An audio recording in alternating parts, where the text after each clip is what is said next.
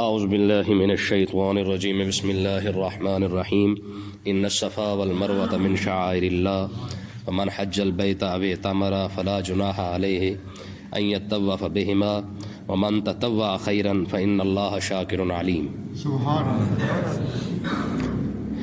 آج کی جو آیت ہے، پیچھے ہم سبق پڑھتے آ رہے ہیں صابرین کے متعلق، یہ بہت بڑی آیت ہے۔ صبر کرنے والوں کا جو انعام ہے اللہ تبارک و تعالیٰ نے بطور مثال یہاں بیان فرمایا ہے کہ جب حضرت سیدنا ابراہیم علیہ السلام نے اپنی زوجہ محترمہ کو اور اپنے چھوٹے سے بیٹے کو وہاں ایسی جگہ پر بٹھایا جہاں پہ نہ بندہ نہ بندے کی ذات، حتیٰ کہ وہاں پہ نہ پانی ہے، نہ کھانا، نہ کوئی آبادی، کوئی چیز بھی نہیں ہے۔ جب بی بی صاحبہ نے پوچھا کہ آپ مجھے کس کے سہارے چھوڑ کے جا رہے ہیں، تو آگے سے جواب ملا اللہ کے سہارے پہ۔ اس لفظ کے بعد جو صبر ان ماں بیٹے نے کیا، آپ مجھے بتائیں اس سے بڑی کوئی مثال نہیں قائم ہو سکتی تھی۔ تو اللہ تبارک و تعالیٰ نے اس صبر کا پھل کیا عطا فرمایا؟ فرمایا کہ قیامت تک جتنے مرد آئیں گے، عورتیں آئیں گے، اب جب تک اس عورت کے صبر کی اداب کو اپنا ادا نہیں بنائیں گے، اس وقت تک میں ان کا حج قبول ہی نہیں کروں گا۔ ٹھیک ہے، آج عورت کہتی ہے جی مطلب مجھے حق چاہیے، مجھے آزادی چاہیے، مجھے مقام چاہیے، جتنی عزت تجھے میرے رب نے دی ہے اتنی عزت کسی نے دی ہی کوئی نہیں ہے۔ ٹھیک ہے، دیکھیں نا جی، ایک خاتون اگر صرف اپنے بچے کے پانی کی خاطر کبھی اس پہاڑ پہ چڑھ رہی ہے، کبھی اس پہاڑ پہ چڑھ رہی ہے، اور کیوں، اور اس آبادی میں کیوں بیٹھی ہے؟ محض اللہ کی رضا کی خاطر۔ ٹھیک ہے، شوہر نے اتنا ہی کہا تھا نا کہ میں تجھے اللہ کے سہارے پہ چھوڑ کے جا رہا ہوں، تو مائی نے آگے کیا کہا تھا؟ اما نے، اس نے کہا تھا، میں نے کہا تھا کہ اگر تم جس سہارے پہ آپ مجھے چھوڑ کے جا رہے پھر وہ ہمیں ضائع نہیں کرے گا۔ اتنا توکل ہو، اتنا صبر ہو تو پھر رب انعام بھی ایسے عطا فرماتا ہے۔ آج ذرا ذرا سی بات پہ گھر نہیں اجڑ جاتے۔ ٹھیک ہے جی، عورتیں، یہ بخاری کا پاک کے اندر حدیث پاک ہے، آقا علیہ الصلوۃ والسلام نے ارشاد فرمایا تم عورتوں کو ساری زندگی سونے کے نوالے بھی کھلا دو، اگر ایک دن اگر تھوڑی سی مشقت آ جائے تو وہ کہے گی، وہ نہ کہ جی میری تو ساری زندگی تم نے برباد کر دی ہے۔ یہ حدیث ہے بخاری کے اندر۔ ٹھیک ہے، آقا علیہ الصلوۃ والسلام عید کے موقع پر تشریف لائے، اپنا مرد حضرات کو خطبہ دیا، خطبہ دینے کے بعد حضور جو ہے وہ تشریف لائے عورتوں کے پاس۔ آقا علیہ الصلوۃ والسلام نے ارشاد فرمایا تم جو ہے وہ صدقہ دیا کرو، سب سے زیادہ عورتیں جہنم میں جائیں گی۔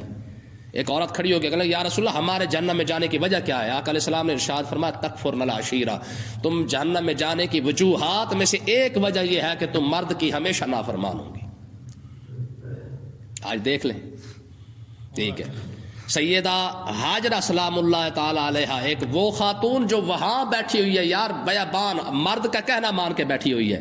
ٹھیک ہے، شوہر نے کہہ دیا بھی یہاں بیٹھنا ہے، اتنا بھی نہیں کہا کہ جناب دیکھے تو صحیح یہ کون سی جگہ ہے، آپ ہمیں کس کے سہارے چھوڑ کے جا رہے ہیں؟ یہاں پہ تو درخت بھی کوئی نہیں ہے، یہاں پہ قریب کیا دور دور آبادی نہیں ہے۔ اس کے باوجود کہا جی ٹھیک ہے آپ نے کہہ دیا تو بیٹھے ہیں، لیکن صرف اتنا بتا دیں کس کا سہارا ہے؟ کہا حکم میرا ہے، سہارا رب کا ہے۔ جب عورت مرد کی تابع داری اس طرح کرے نا تو پھر رب انعام کیا عطا فرماتا ہے کہ جب وہ تھوڑا سا پانی ختم ہوا، صرف اپنے بچے کی خاطر یار پانی مانگ رہی ہے، کبھی اس پہاڑ پہ چڑھ رہی ہے، کبھی اس پہاڑ پہ چڑھ رہی ہے، دعا بھی مانگ رہی ہے کہ مالک کرم فرما دے، کوئی سبب تو ہی بنا، کیونکہ پانی تو ختم ہو گیا ہے۔ بتاؤ رب نے پھر کیسے سبب بنایا ہے؟ وہ بچہ، ٹھیک ہے، اب دیکھیں جتنا مرضی بہادر سے ایڑی مارنے سے بڑا پانی تھوڑی نکلتا ہے، کیوں جی؟ ٹھوکر مارنے سے بھی بڑا پانی نکلتے ہیں، وہ بھی ایسا پانی نکلے کہ آج 4000 سال گزر گئے ہیں، لاکھوں کروڑوں ٹنوں کے حساب سے جناب والا پانی نکالا جا رہا ہے، سوال ہی پیدا نہیں ہوتا کنویں کو فرق پڑ جائے۔ پوری دنیا کا لوگ پی بھی رہے ہیں، لے کے بھی آ رہے ہیں، نہا بھی رہے ہیں، لیکن وہی بچہ جس نے ایک مرتبہ ریڑی لگائی ہے، رب نے اس صابرہ خاتون کو یہ انعام عطا فرمایا تھا۔ پھر دیکھیں فرمایا ان الصفا والمروۃ من شعائر اللہ، فرمایا وہ عورت جس نے اپنی مرد کی تابع داری کرتے ہوئے محض اللہ کی رضا کی خاطر جس نے صبر کیا، رب نے انعام کیا عطا فرمایا؟ جس پہاڑوں پہ وہ دوڑی ہے، رب نے فرمایا یہ پہاڑیاں اب اللہ کی نشانی بن چکی۔ عورت کو اب بھی آزادی چاہیے، حق چاہیے۔ کیا فرمایا؟ فرمایا ان الصفا والمروۃ من شعائر اللہ، بے شک صفا اور مروہ اللہ کی نشانیوں میں سے ہے تو پہاڑ۔ لیکن نشانیاں کیسے بن گئی ہیں؟ یہ اس عورت کے صبر اور اپنے مرد کی تابع داری کا جو صلہ اللہ تبارک و تعالیٰ نے یہ عطا فرمایا ہے۔ ہر سال لاکھوں لوگ جا رہے ہیں عمرہ کرنے کے لیے، کروڑوں لوگ جب سارا سال لگے رہتے ہیں، جب تک اس عورت کی اس ادا پر نہیں جائیں گے اس وقت تک اللہ تبارک و تعالیٰ نہ حج قبول فرمائے گا نہ عمرہ قبول فرمائے گا۔ پھر بھی عورت پوچھتی پھرتی ہمیں ملا کیا ہے، اسلام نے ہمیں دیا کیا ہے؟ موسیٰ علیہ السلام جب تشریف فرما تھے نا کنویں پر، جب شعیب علیہ السلام کی شہزادیوں کو پانی پلایا تھا ان کے بکریوں کو، تو جب وہ واپس چلی گئی تو انہوں نے شعیب علیہ السلام نے پوچھا جلدی کیسے آئے گا؟ انہوں نے کہا جی ایک مرد آیا کمال کا، اس نے جناب ہماری بکریوں کو پانی پلایا ہے۔ تو فرمایا ذرا جاؤ اس کو بلا لاؤ۔ تو ایک جو ان میں سے شعیب علیہ السلام کی جب شہزادی لینے کے لیے آئی نا موسیٰ علیہ السلام کو، تو اب ان کا حیا اور شرم چیک کریں ذرا۔ کہتے ہیں قرآن مجید فرمایا فجاءت احداہما تمشی علی استحیاء، ٹھیک ہے، قرآن مجید کی آیت فرمایا کہ جب وہ خاتون چل کے آ رہے تھے حیا کی شرم کی وجہ سے چلا نہیں جا رہا تھا کہ ایک اس مرد کو میں کیسے بلاؤں کہ تجھے میرا جو ہے والد بلا رہا ہے۔ جب عورت شرم اور حیا کے اس تقاضے پہ آ جائے تو رب اس کی اداؤں کو بھی قرآن پاک کے اندر بیان کر دیتا ہے۔ ان الصفا والمروہ عورت کی ادا نہیں، ٹھیک ہے جی۔ موسیٰ علیہ السلام کو بلانے کے لیے جو عورت آ رہی ہے وہ عورت ہی تو ہے، اس کی ادا اس کی چال کو اللہ تبارک و تعالیٰ بیان کر رہا ہے۔ یار بات سمجھ آئی کہ نہیں آئی ہے؟ ایمانداری سے کبھی سوچ کے کوئی دیکھے نا کہ یار اتنی عزت اتنا احترام کبھی کسی اور مذہب نے دیا ہے؟ اللہ اکبر اللہ اکبر۔ دیکھیں جی آگے، فمن حج البیت او اعتمر، فرمایا جو حج کرنے آئے بیت اللہ شریف کا، او اعتمر یا پھر عمرہ کرنے کے لیے آئے، فلا جناح علیہ ان یطوف بہما، ان پر کوئی حرج نہیں ہے، ان یطوف بہما کہ وہ ان دونوں کے چکر لگائے۔ یہ مسئلہ کیا ہے؟ مسئلہ یہ ہے کہ صفا اور مروہ پہ کفار مکہ نے دو بت رکھے ہوئے تھے، ایک کا نام اصاف تھا اور دوسرے کا نام جو ہے نائلہ تھا، بت تھے دو۔ تو صحابہ کرام کے دل میں یہ بات آئی کہ یار یہاں پہ کیونکہ کفار مکہ نے اپنے اپنے بت رکھے تھے صفا اور مروہ پہ، اب ہم جب یہاں پہ طواف کرنا صفا اور مروہ پہ جب دوڑیں گے تو بات تو وہیں پہ آ جائے گی جس طرح مطلب کافر کرتے رہے ہیں، تو پھر ہمارا معاملہ ویسے ہی آ جائے گا، ٹھیک ہے۔ تو اللہ تبارک و تعالیٰ نے ارشاد فرمایا کہ جب تم مدینہ طیبہ کے اندر تھے اور کعبے کی طرف منہ کر کے نماز پڑھتے تھے، اس وقت کعبے کے اندر بت بھی تو پڑے تھے نا، بات سمجھیے کہ نہیں آئی؟ کعبہ شریف کے اندر بت بھی تو پڑے تھے نا، تب بھی ہم نے کہہ دیا تھا نا کہ قبلہ اپنا تبدیل کر لو، اب تمہارا قبلہ جو ہے وہ کعبہ شریف ہے۔ کعبہ تو 8-9 ہجری کے اندر جا کے فتح ہوا ہے، بت تو بعد میں نکالے گئے ہیں۔ جب اس وقت جب تم عبادت کر رہے تھے کعبہ کی طرف منہ کر کے، جب اس وقت کعبہ کے اندر اگر بت پڑے ہوئے تھے، رب نے اس وقت تمہاری عبادت قبول فرما لی ہے۔ اب تو صفا اور مروہ سے دونوں بت بھی ہٹا دیے گئے ہیں، اصاف اور نائلہ دونوں کو ہٹا دیا گیا ہے، کعبہ بھی پاک کر دیا گیا ہے۔ اب جب تم چکر لگاؤ گے تو تمہارے کسی عبادت کے اندر کوئی خلل وغیرہ نہیں آئے گا۔ جب رب نے اس عبادت کو اس وقت قبول فرما لیا ہے تو آج تم صفا اور مروہ پہ جب دوڑو گے آج بھی رب تمہاری عبادت کو قبول فرما لے گا، ٹھیک ہے جی۔ آگے دیکھیں جناب، وَمَن تَطَوَّعَ خَيْرًا، اور جو کوئی اپنی طرف سے اگر کوئی بھلائی کرے نیکی کرے، فَإِنَّ اللَّهَ شَاكِرٌ عَلِيمٌ، رب قدردان بھی ہے جاننے والا بھی ہے۔ رب سے بڑا قدردان کوئی نہیں ہے، ٹھیک ہے جی۔ ایک آنسو کے بدلے میں جناب والا مطلب ہے کہ بندے کے سارے گناہ معاف کر دے، فرما دے۔ تم تو پھر بھی صفا اور مروہ پہ دوڑ رہے ہو، تمہاری نیت تو خلوص کے ساتھ ہے نا، تم تو رب کی خاطر صفا اور مروہ پہ دوڑ رہے ہو، تم تو رب کی خاطر چکر لگا رہے ہو۔ تو کہنے کا مقصد یہ ہے کہ جب اللہ تبارک و تعالیٰ یہ بندہ خلوص کے ساتھ چلتا ہے تو اللہ تبارک و تعالیٰ پھر ایسے صلہ عطا فرما دیتا ہے۔ آگے دیکھیں جی، یہودی علماء کے متعلق ایک بات آ رہی ہے، وہ یہ ہے کہ ان الذین یکتمون ما انزلنا من البینات والہدی من بعد ما بیناہ للناس فی الکتاب، بے شک وہ لوگ جنہوں نے یکتمون جنہوں نے چھپایا، یعنی یہودی علماء نے، ما انزلنا من البینات یعنی جو کچھ ہم نے روشن آیات نشانیاں نازل فرمائی، والہدی اور ہدایت ہم نے نازل فرمائی، یکتمون جن لوگوں نے چھپا لیا، من بعد ما بیناہ للناس فی الکتاب، اس کے بعد کہ ہم نے اس کو کتاب کے اندر واضح طور پر بیان کر دیا تھا، پھر بھی انہوں نے چھپا لیا، اولئک یلعنہم اللہ، یہی وہ لوگ ہیں جن پر اللہ تبارک و تعالیٰ نے لعنت بھیجی ہے۔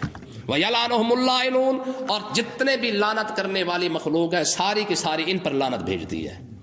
مسئلے کو سمجھے ذرا، اس آیت کا مطلب کیا ہے؟ مطلب یہ ہے کہ یہودی علماء کی عادت کیا تھی کہ جو بات آقا علیہ الصلوۃ والسلام کے متعلق آ جاتی، حضور کی تعریف آ جاتی، حضور کے اوصاف کی بات آتی تو وہ اس کو چھپا لیتے، یا دوسرے کوئی حکم نازل ہوتا، مثال کے طور پر جو زنا کے متعلق حکم تھا، ٹھیک ہے جی، سنسار کرنے کا حکم تھا، اس کو وہ تبدیل کر دیتے۔ تو اللہ تبارک و تعالیٰ نے ارشاد فرمایا جو لوگ رب کے نازل کیے ہوئے کو چھپا لیں، ہے جی، منہ دکھا کر لوگوں کو مسئلہ بیان فرمائیں، تو اس پر اللہ تبارک و تعالیٰ نے ان پر لعنت بھیجی ہے۔ اور یہی مسئلہ آج کے دور کے علماء کے لیے ہے۔ علماء دو طرح کے ہوتے ہیں، علماء سو اور علماء خیر۔ علماء سو کس کو کہتے ہیں؟ برے علماء۔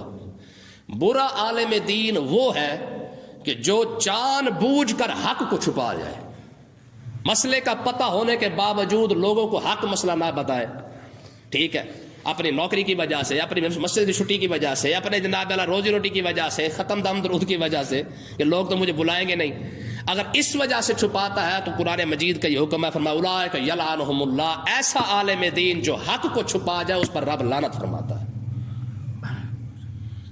آقا علیہ الصلوۃ والسلام سے پوچھا گیا، حضور اس مخلوق کے اندر سب سے بدترین لوگ کون ہیں؟ آقا علیہ السلام نے ارشاد فرمایا وہ علماء۔ بدترین کون ہے؟ تو حضور نے کیا فرمایا؟ فرمایا وہ علماء جو حق کو چھپائیں گے، لوگوں کو سیدھا مسئلہ نہیں بتائیں گے۔ تو پھر پوچھا کہ یا رسول اللہ پھر اس مخلوق میں سب سے افضل ترین مخلوق میں پھر افضل ترین لوگ کون ہیں؟ تو آپ آقا علیہ السلام نے ارشاد فرمایا وہ علماء چاہے پھٹے پہ چڑھ جائیں گے، سولی چڑھ جائیں گے، لیکن مسئلہ ہمیشہ حق بتائیں گے۔ کیوں جی؟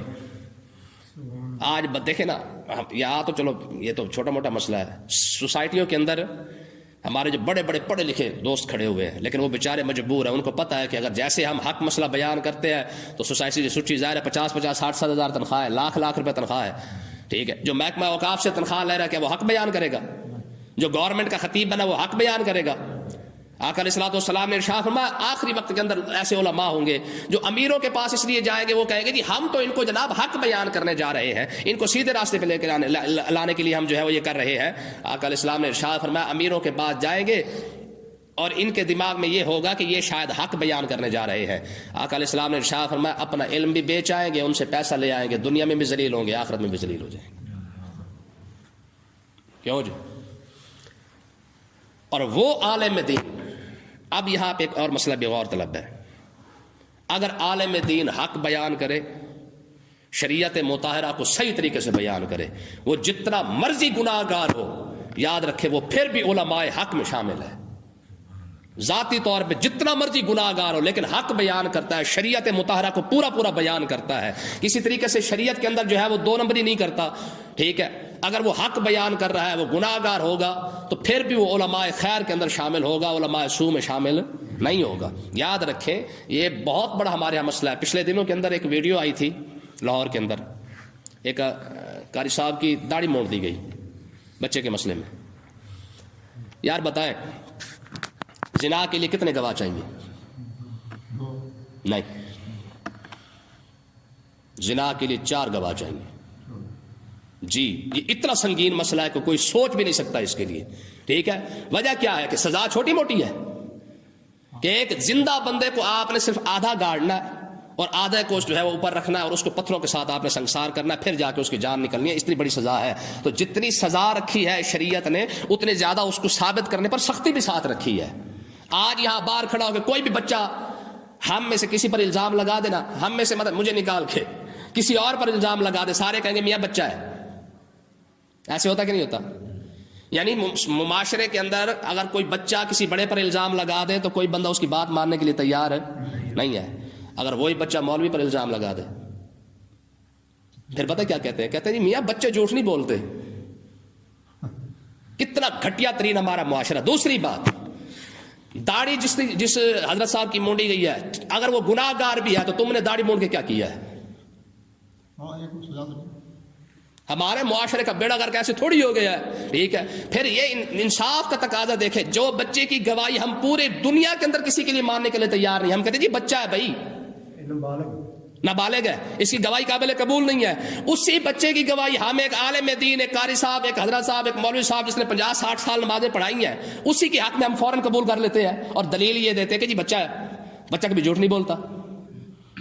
یہ تو آگے چل کے حساب ہوں گے نا جی.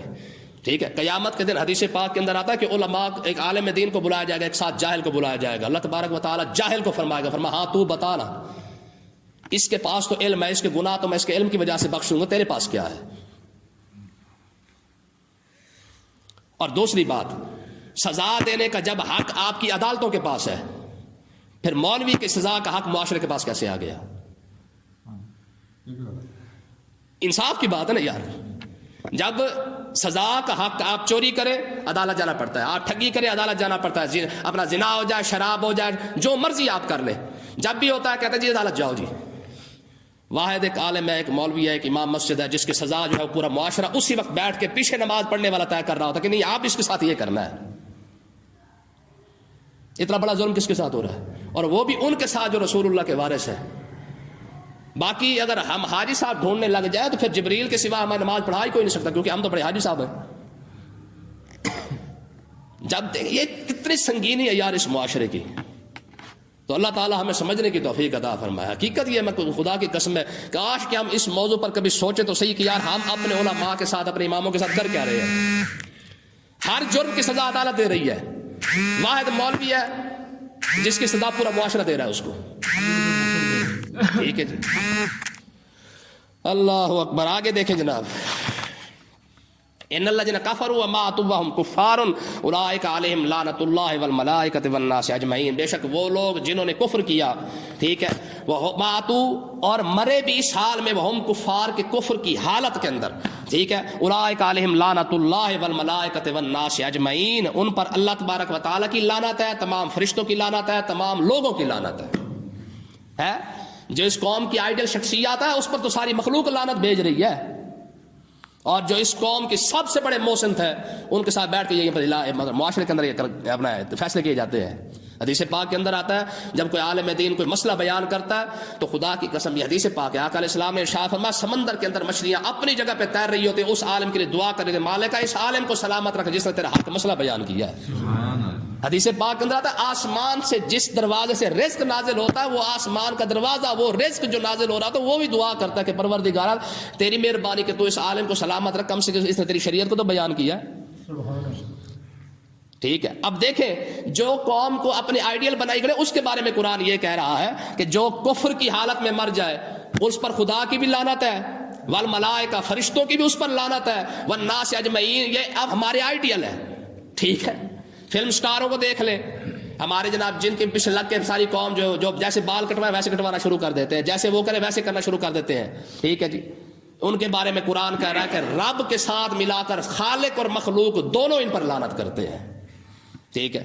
آگے دیکھیں جی، خالدین فیہا لا یخفف عنہم العذاب، فرمایا یہ ہمیشہ جہنم کے اندر رہیں گے، ان کے پر عذاب ہلکا نہیں کیا جائے گا. ولا ہم ینظرون، نہ ان کی مدد کی جائے گی. قیامت کے دن واحد کافر ہی ہے، نہ مومن کی سفارش کافر کے حق میں قبول ہوگی، نہ کافر کی سفارش کافر کے حق میں قبول ہوگی. ٹھیک ہے. اللہ تعالی ہمیں سمجھنے کی توفیق عطا فرمائے.